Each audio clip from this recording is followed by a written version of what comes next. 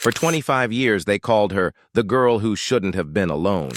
Angela White, 19 years old, kind, quiet, a community college student working nights to support her sick mom. The media barely noticed. Police filed the case, buried it, and moved on. Because girls like Angela, they don't make headlines, and killers like hers, they know it. September 18th, 1997, Raleigh, North Carolina. Angela didn't show up for her night shift at the diner. She never missed a shift. By morning, her neighbor smelled something strange. Angela's door was unlocked. Inside, no forced entry, no signs of struggle. Angela lay face down on her bedroom floor, lifeless, strangled. One drawer was open, clothes untouched, a teacup shattered in the kitchen, and on the bedsheets, one pale strand of hair, too thin to test, too easy to ignore. The case officer, Detective Roy Halford, was a 22-year veteran, decorated, respected, feared. He glanced at Angela's file for 40 minutes, then closed it. Domestic gone bad. No solid leads. Case is cold. Angela's mother begged for answers. Halford rolled his eyes. She lived in the wrong part of town, hung out with the wrong types. It was bound to happen. With that, Angela was buried, not just in the ground, but in the filing cabinet of forgotten cases. Fast forward to 2022, meet Detective Mia Ramirez, 31, new to the cold case unit, smart, Latino, first in her family to wear a badge. To the old boys club, she was a rookie with too much emotion. But Mia didn't care. She didn't want their respect. She wanted justice. And her first case? The one buried at the bottom of a rusted drawer. Angela White. Angela's case file was paper thin. No suspects, no forensics, no follow-up interviews. But Mia saw something odd. A photo of the crime scene showed a tea mug, clean, on the counter. The witness said Angela never left dishes unwashed. So who drank with her? Mia requested DNA retesting on all physical evidence, most degraded. But then, the lab found a single hair embedded deep in the bedsheet fibers. It had never been tested with modern techniques. And now, it screamed. Familial DNA hit. Not a full match, but close. The system pointed to a man in Florida, Daniel Halford, age 45, no criminal record. But Mia recognized the last name, Halford. Daniel was the nephew of retired Detective Roy Halford, the man who shelved Angela's case. Mia was stunned. Was it a coincidence or a cover-up? Mia requested a background check on Daniel. What she found? In 1997, Daniel worked construction 2 blocks from Angela's apartment. He had no reason to be there. And his uncle Roy? He had full access to the case file, had seen the evidence, had dismissed it. Mia confronted Roy, now retired, living in a golf resort outside Raleigh. You had a DNA sample sitting in evidence for 25 years. Why didn't you test it? Roy smirked. Wasn't worth it. No point chasing shadows.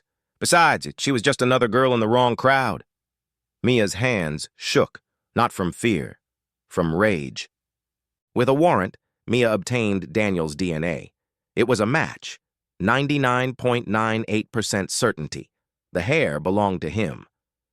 Daniel Halford confessed under pressure. She said she wanted to tell someone, that I forced her. So I couldn't let her. He killed Angela after she threatened to report him for assaulting her weeks before. And his uncle Roy? He knew.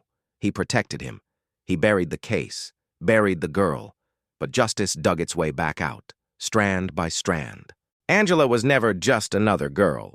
She was the girl who loved dogs, who studied child psychology, who wanted to teach kindergarten. She mattered, even when the system said she didn't. Mia Ramirez's fight proved something powerful. No one is invisible when someone cares enough to look. The smallest clue, the weakest voice, can destroy the most powerful silence. But just as Mia prepared to close the case, a reporter contacted her, said another file had surfaced. Another young woman, same neighborhood, same method. But this one was never ruled a homicide. And the last name on that case file? Halford.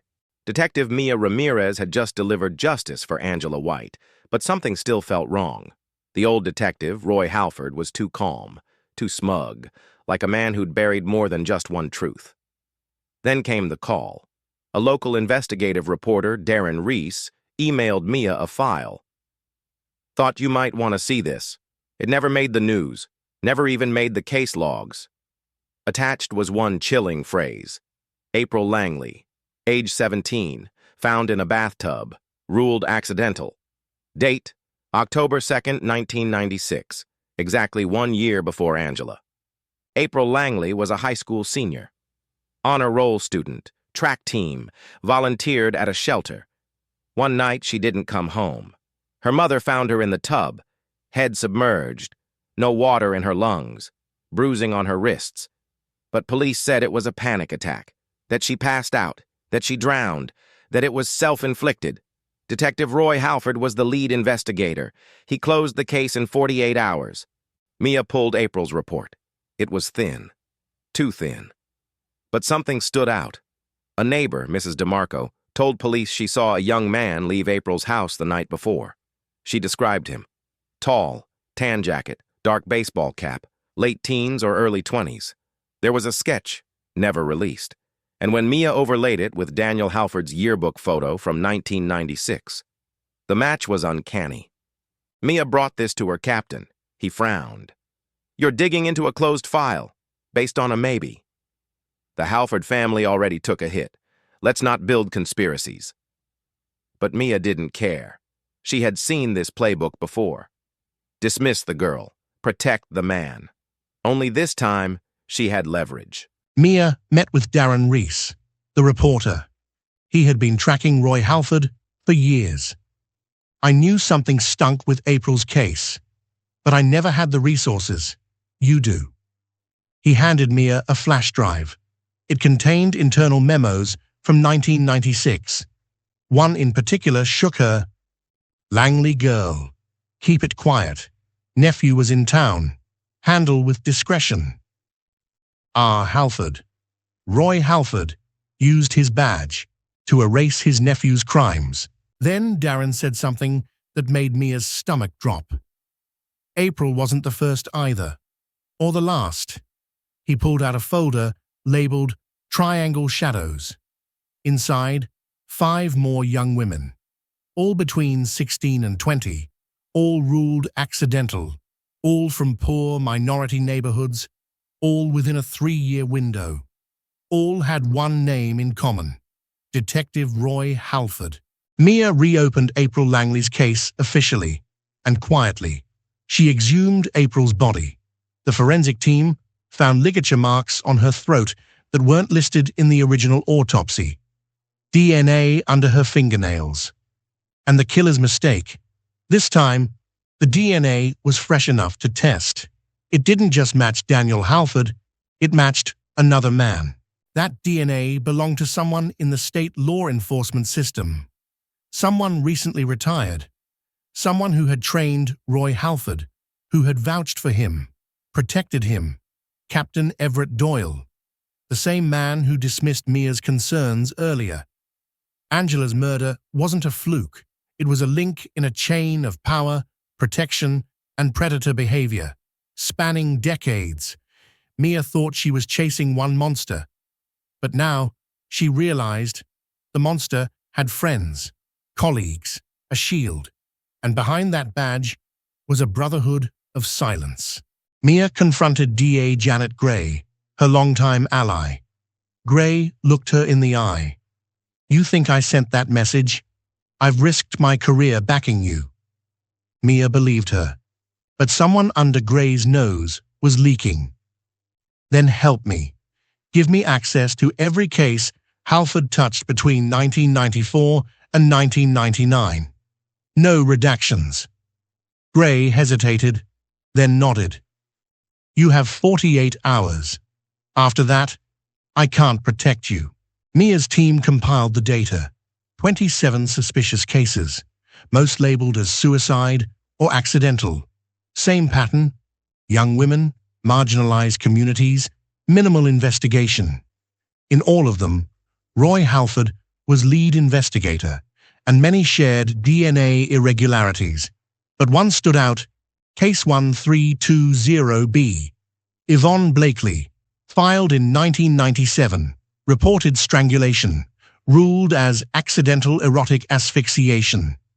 Victim's mother insisted it was murder. The autopsy report had 2 sets of fingerprints, but the second set was never run. Now, Mia had access. She ordered the prints into CODIS. When the results came back, her blood went cold. The second set of fingerprints didn't belong to Daniel or Roy.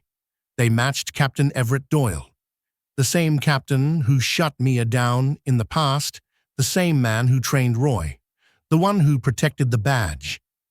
Doyle had retired 2 years ago with honors, but now his legacy was crumbling. Mia had to play it smart. She invited Doyle in under the pretense of consulting on an old case.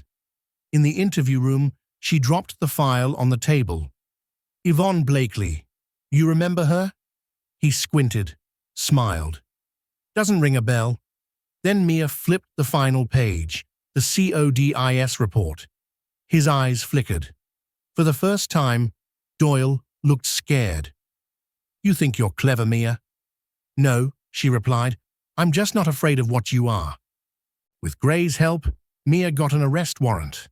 Doyle was charged with obstruction, evidence tampering, and suspected murder. The dominoes began to fall.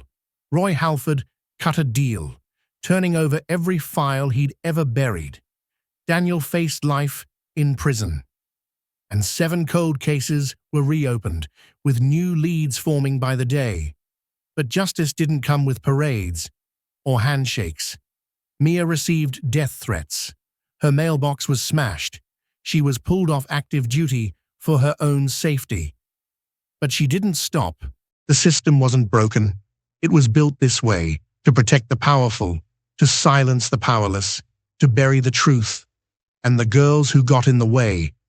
But one single hair, one ignored sketch, one underestimated detective, was enough to blow it wide open.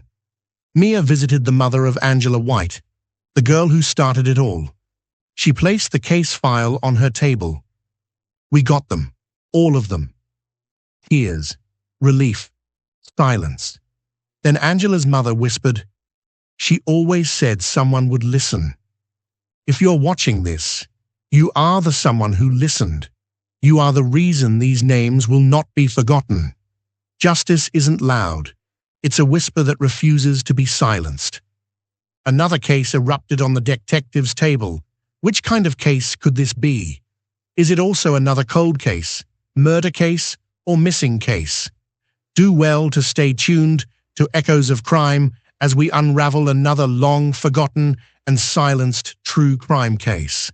Like, share, subscribe, because Echoes of Crime isn't just a story. It's a reckoning.